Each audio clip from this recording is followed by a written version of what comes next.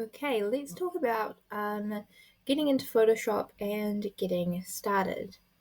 So I'm already logged in to Photoshop, so please go through the instructions on the document in order to log in. But basically, I'll just run through them really quickly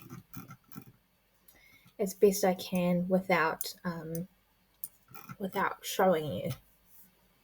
So you're gonna just search Photoshop in here, and when it comes up you want to double click to open it, and then you will be opened up to this sort of page, but it will probably have a login, a sign in kind of box open. What you need to do when you get to that sign in box is you need to click the button that says continue with Google. This should take you to your school Google account. Make sure it's your school one, because you cannot use your personal account, because you need to buy a different subscription for that, which we can talk about later. But continue with Google, sign in with your school account, click Enterprise ID, because that is a school ID, and then you should be all good to go. When you get into Photoshop, like I am in Photoshop right now, you're going to click New File. And as you can see, there are a few options along the top here. We're going to focus mostly on print. As you can see, there are a lot of different presets in here.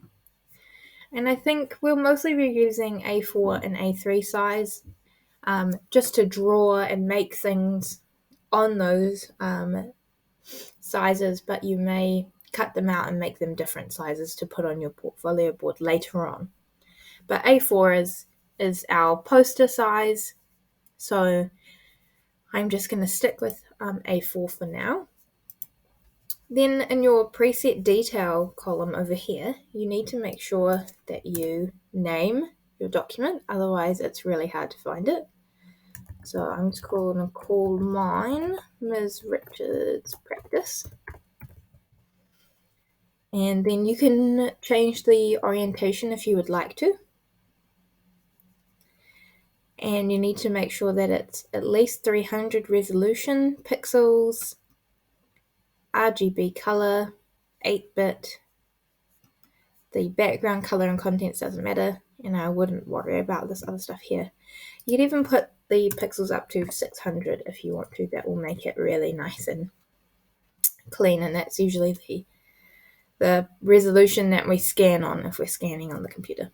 Okay, cool. So that's all sorted. I'm just going to click Create, and that brings up my document.